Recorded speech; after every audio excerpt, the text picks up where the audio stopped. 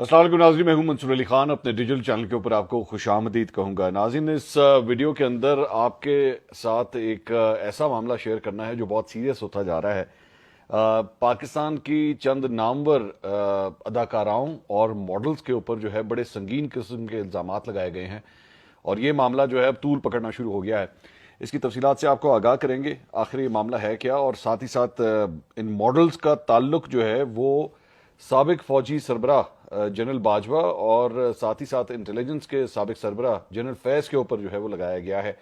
ان ساری چیزوں کے اوپر جو ہے ابھی ذرا تفصیل سے بات کرتے ہیں۔ ساتھ ہی ساتھ عمران خان صاحب نے ایک اور انٹرویو دیا ہے، اور اس انٹرویو کے اندر بھی انہوں نے باقاعدہ طور پر اب اس بات کو ایکسیپٹ کیا ہے کہ وہ ماضی کے اندر ایک پلے بوائے رہے ہیں۔ یہ خود انہوں نے، عمران خان صاحب نے خود مانی ہے یہ بات۔ تو معاملہ ہے کیا، اس کو جلدی جلدی ڈسکس کرتے ہیں تاکہ آپ تک یہ بات پہنچے۔ میجر ریٹائرڈ عادل راجہ صاحب ہیں جناب، ویلاگ کرتے ہیں وہ بھی، اور زیادہ تر ان کے جو ویلاگز ہوتے ہیں وہ عمران خان صاحب کے سپورٹیو اور سابقہ جو ملٹری اسٹیبلشمنٹ رہی ہے جنرل باجوہ کی اور جنرل فیض کی، ان کے خلاف ہی زیادہ تر ان کا نقطہ نظر ہوتا ہے۔ میجر ریٹائرڈ عادل راجہ پہلے پاکستان میں تھے، لیکن اس کے بعد پاکستان چھوڑ کے وہ پاکستان سے باہر جا چکے ہیں۔ میں نہیں جانتا کہ موجودہ اس وقت وہ کس ملک کے اندر موجود ہیں، لیکن بڑی سیریس ایلیگیشنز انہوں نے اپنے ویلاگ کے ذریعے جو ہے وہ لگائی ہیں۔ پہلے میں آپ کو بتا دیتا ہوں کہ انہوں نے ایگزیکٹلی کہا کیا ہے۔ انہوں نے کہا کہ پاکستان کی ٹاپ ماڈلز ISI کے سیف ہاؤسز میں آ کر ٹھہرتی تھیں اور استعمال کی جاتی تھیں۔ جنرل فیض امید اور جنرل باجوہ کی طرف ذرائع کا یہ دعویٰ، ان کے ذرائع کا یہ دعویٰ ہے کہ یہ لوگ بھی استعمال کرتے تھے، اور باقی لوگوں کو بھی جب بلایا جاتا تھا، سیاستدانوں وغیرہ کو، تو ان کی ویڈیوز بنائی جاتی تھیں۔ اور ان ایکٹریسوں اور ٹاپ ماڈلز میں خاموش مجاہدوں نے 4 نام لیے ہیں۔ میں ان خواتین کا نام نہیں لوں گا، ان کے نام کے ابتدائی حروف بتاؤں گا۔ یہ میرے عادل راجہ نے یہ بات کہی۔ اب وہ جو حروف ہیں جو انہوں نے بتائے ہیں، ان میں سے ایک خاتون کا انہوں نے کہا کہ اس کے نام کے انیشلز ہیں M اور H، دوسری کا جو انیشل ہے وہ ہے M اور K، تیسری کا جو انیشل ہے وہ ہے K اور K، اور چوتھی کا جو انیشل ہے وہ ہے S اور A۔ اچھا، اب اس کے بعد انہوں نے کہا میں اس سے زیادہ نہیں بتاؤں گا آپ کو، کیا ضرورت ہے اتنا گند اچھالنے کی، جتنا بتا دیا سمجھنے والے سمجھ جائیں۔ اب یہ جو 4 نام، جب 4 انیشلز جو ہیں وہ لیے گئے، تو اس کے بعد سوشل میڈیا کے اوپر جو ہے ان انیشلز کو جوڑ کے پاکستان کی ٹاپ ماڈلز اور پاکستان کی ٹاپ ایکٹریسز کے بارے میں جو سوشل میڈیا نے اس کو ڈیکوڈ کیا، مختلف لوگوں نے اس پہ ٹویٹ کیا۔ اس پہ جو پہلا نام تھا وہ M اور H کا، لوگوں نے کہا کہ یہ بیسکلی مہوش حیات کی بات کر رہے ہیں۔ دوسرا نام جو تھا وہ M اور K، تو لوگوں نے کہا کہ جی یہ ماہرہ خان کی بات کر رہے ہیں۔ تیسرا نام انہوں نے کہا K اور K، تو وہ کبرا خان کے بارے میں بات ہو رہی تھی۔ اور چوتھا نام جو تھا وہ S اور A، تو ایکٹریس سجل علی کے بارے میں جو ہے لوگوں نے کہا کہ جی یہ 4 خواتین ہیں، 4 ایکٹریسز اور ماڈلز ہیں جن کے بارے میں یہ میجر ریٹائرڈ عادل راجہ جو ہیں یہ ان کی طرف نشاندہی کر رہے ہیں۔ اب یہ بہت سیریس ایلیگیشنز ہے۔ بیسیکلی تو انہوں نے صرف انیشلز دیے ہیں، اور میرے خیال میں انیشلز صرف بولنے کا مقصد جو ہے وہ اپنے آپ کو کسی قسم کی لٹیگیشن، اپنے آپ کو کسی قسم کے ڈیفیمیشن کے سوٹ سے بچانے کے لیے جو ہے وہ انہوں نے اس قسم کی بات کی ہے۔ تو لیکن آبویسلی لوگوں نے جو ہے اس کو ڈیکوڈ کر کے سوشل میڈیا پہ ہر جگہ ان 4 خواتین کی تصویریں جو ہیں ٹویٹر اکاؤنٹس کے ذریعے، فیس بک کے ذریعے جو ہے وہ شیئر کرنا شروع ہو گئے لوگ۔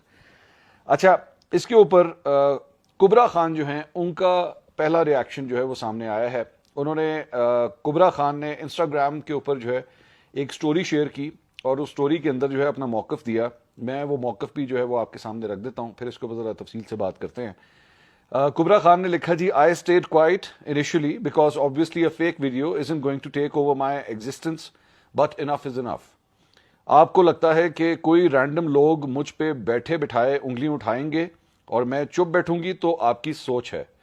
So Mr. Adil Raja, before you start to heap allegations upon people, have some proofs first. You have a total of 3 days to come up with this proof, which you claim is haq and such. If not, either retract your statement and publicly apologize, or I will be suing you for defamation. And don't worry, lucky for you, I'm not just from here, I am from UK. So I will come there if I have to, cause میں سچ پہ ہوں، میں حق پہ ہوں، اور میں کسی کے باپ سے نہیں ڈرتی۔ یہ کبرا خان نے جو ہے اپنے انسٹاگرام کی سٹوری کے اوپر جو ہے اپنا موقف جو ہے وہ دیا ہے۔ اب میرا اس کے اوپر یہ پوائنٹ ہے کہ پاکستان کی اتنی ٹاپ اداکاراؤں اور ماڈلز کے اوپر اس قسم کی بات کر دینا وداؤٹ اینی پروف بہت سیریس ایلیگیشن ہے. ظاہری بات ہے اگر اس کو لیگل پوائنٹ آف ویو سے دیکھا جائے تو میرے خیال میں میجر عادل راجہ جو ہیں وہ ظاہری بات ہے اس بات کے پیچھے ضرور چھپیں گے اور وہ یہ کہیں گے کہ جناب میں نے تو صرف انیشلز جو ہیں وہ بولے تھے, میں نے کسی کا اسٹریٹ فارورڈ نام نہیں لیا. لیکن اگر آپ نے نام نہیں بھی لیا, چلیں ایک منٹ کے لیے اگر اس کو تصور کر بھی لیا جائے کہ آپ نے نام نہیں لیا اور اگر آپ کے پاس آپ کے ذرائع آپ کو یہ خبر دے رہے ہیں تو پھر آپ کے پاس کوئی پروف بھی ہونا چاہیے. لیکن اگر آپ ان کے نام نہیں لے رہے تو پھر بھی آپ جنرل باجوہ اور جنرل فیض کے نام لے رہے ہیں کہ جی وہ بھی اس ساری چیز کے اندر جو ہے ملوث رہے ہیں. تو میرا خیال میں میجر عادل راجہ جو ہیں وہ کافی مشکلات میں پھنس سکتے ہیں اگر کسی نے اس سلسلے میں ڈیفیمیشن کی طرف جانے کی کوشش کی اور اس کیس کو جو ہے عدالت میں لے جانے کی کوشش کی. اور یہ ذہن میں رکھیے گا کہ یہ پاکستان نہیں ہے. پاکستان میں ڈیفیمیشن کے کیسز جو ہے سال ہر سال چلتے ہیں اور کم ہی جا کے ان کے فیصلے جو ہے وہ کسی نتیجے تک پہنچتے ہیں. ڈاکٹر شاہد مسعود کے خلاف جو ہے وہ سعید غنی صاحب نے ایک ڈیفیمیشن کا کیس کیا ہوا تھا کراچی کے اندر, اور اس کے اندر ڈاکٹر شاہد مسعود کو کافی مشکلات کا سامنا کرنا پڑا اور ڈاکٹر شاہد مسعود کو اس کے بعد سزا بھی ہوئی اس کے اندر.